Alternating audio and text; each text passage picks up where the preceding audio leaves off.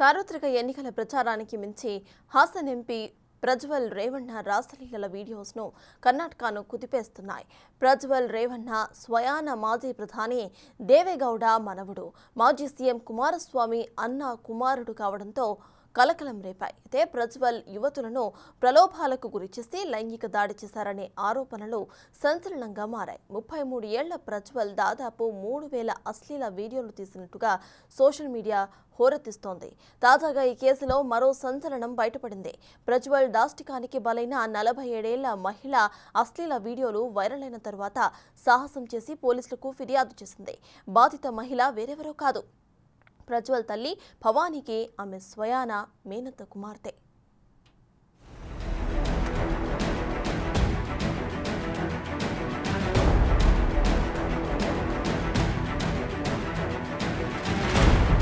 ప్రజ్వల్ రేవಣ್ణ మంత్రిగా ఉన్నప్పుడు బాధిత మహిళకి పాల కేంద్రంలో పని ఇప్పించారు. అనంతరం బీసీఎం హాస్టల్లో వంట మనిషిగా అవకాశం కల్పించారు. 2015లో ఆమెను వారింట్లో పనికి చేర్పించారు. రేవಣ್ణ నివాసంలో 6 యువతులు పనిచేసేవారని బాధిత మహిళ కంప్లైంట్లో పేర్కొంది. ఇంట్లో చేరిన 4 నెలల నుంచి తనని లైంగికంగా వేధించడం మొదలుపెట్టినట్టు తెలిపింది. తల్లి ఇంట్లో లేని సమయంలో తనపై లైంగిక దాడి చేసేవాడని ఆరోపించింది. తన కుమార్తె కూడా వీడియో కాల్ చేసి ప్రజ్వల్ అసభ్యంగా ప్రవర్తించేవాడని బాధితురాలు ఆవేదన వ్యక్తం చేసింది. తర్వాత తాను పని విడిచిపెట్టి బయటికి వచ్చేశానని, వీడియోలు బయటికి రావడంతో తప్పనిసరి పరిస్థితుల్లో ఫిర్యాదు చేస్తున్నానని వెల్లడించింది. ఎంపీ ప్రజ్వల్ రేవಣ್ణ అశ్లీల వీడియోల బాగోతంపై రాష్ట్ర మహిళా కమిషన్ సీరియస్ అయింది. అతని రాసలీలలపై ఆరా తీసిన కమిషన్ పోసగుచ్చినట్టు వివరాలన్నింటినీ సీఎం సిద్ధరామయ్యకు లేఖ రాసింది. యువతుల్ని బ్లాక్మెయిల్ చేస్తూ బలవంతంగా లైంగిక దాడులకు పాల్పడినట్టు మహిళా కమిషన్ చైర్పర్సన్ నాగలక్ష్మి చౌదరి ఆ లేఖలో పేర్కొన్నారు. ఎంపీ శారీరక అవసరాలకు ఇలా ఎందరో అమాయక యువతులు బలయ్యారని ఆమె తెలిపింది. అశ్లీల వీడియోలతో బెదిరించి మహిళలపై అత్యాచారానికి పాల్పడిన ఘటనల్లో పెద్ద పెద్ద రాజకీయ నాయకుల ప్రమేయం కూడా ఉందని ఆమె ఆరోపించారు. సీఎం వెంటనే స్పందించి ఆ వ్యవహారం నిగ్గు తేల్చాల్సిందిగా సిట్ దర్యాప్తుకు ఆదేశించారు. ఆ మరుసటి రోజే ఎంపీ ప్రజ్వల్ రేవಣ್ణ బెంగళూరు నుంచి జర్మనీలోని ఫ్రాంక్ఫర్ట్కి పారిపోయారు. వీడియోలపై ఇంత దుమారం రేగుతున్నా గుట్టుచప్పుడు కాకుండా విదేశాలకు చెక్కేయడమేంటని విమర్శలు వెల్లువెత్తాయి. ఎంపీపై వస్తున్న ఆరోపణల్లో వాస్తవాలు ఉన్నందునే దర్యాప్తుకు సహకరించకుండా ఎస్కేప్ అయ్యారని కాంగ్రెస్ నేతలు అంటున్నారు.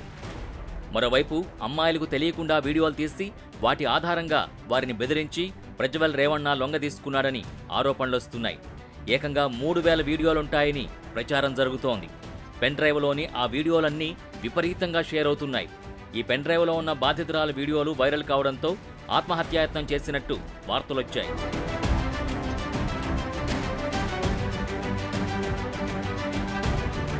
అశ్లీల ఫోటోలు, వీడియోల్ని పెన్ డ్రైవ్లో ఉంచి విక్రయిస్తున్నారని డిప్యూటీ సీఎం డీకే శివకుమార్ చేసిన ఆరోపణలు కలకలం సృష్టించాయి.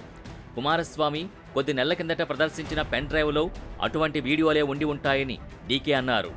లైంగిక వేధింపులకు గురైన మహిళకు, ఆమె కుటుంబానికి ప్రజ్వల్ రేవಣ್ణ ఫ్యామిలీ నుంచి అన్యాయం జరగకుండా చూడ్డానికి వారికి ప్రభుత్వం రక్షణ కల్పించాలని కాంగ్రెస్ ఎంపీ డీకే సురేష్ అన్నారు. ఇప్పటికే ఒక బాధితురాలు ఆత్మహత్యాయత్నం చేసినందున ఫిర్యాదు చేసిన బాధితురాల్ని కాపాడాల్సిన బాధ్యత ప్రభుత్వంపై ఉందని ఆయన ట్వీట్ చేశారు. రేవಣ್ణ వీడియోల వ్యవహారంపై మాజీ సీఎం కుమారస్వామి స్పందించారు. నేరం ఎవరు చేసినా శిక్ష పడాల్సిందే అన్నారు. సిట్టు దర్యాప్తు ముగిసే వరకు వేచి చూడక తప్పదని పేర్కొన్నారు.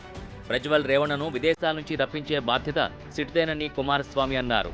ఎన్డీఏ భాగస్వామైన జేడీఎస్ ఎంపీ సెక్స్ కుంభకోణంపై బీజేపీ ఇంతవరకు నోరు మెదపలేదు. ప్రజ్వల్ రేవణ్ణకు సంబంధించిన అశ్లీల వీడియోలతో తమకు సంబంధం లేదని బీజేపీ ప్రకటించింది. ఈ వ్యవహారంపై తాము ఎటువంటి కామెంట్లు చేయమని చెప్పింది.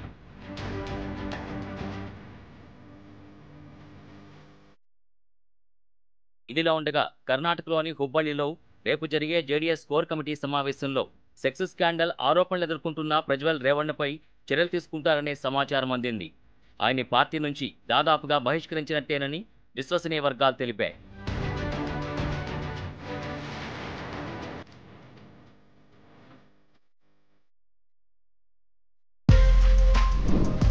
For more videos like this, subscribe Big TV channel.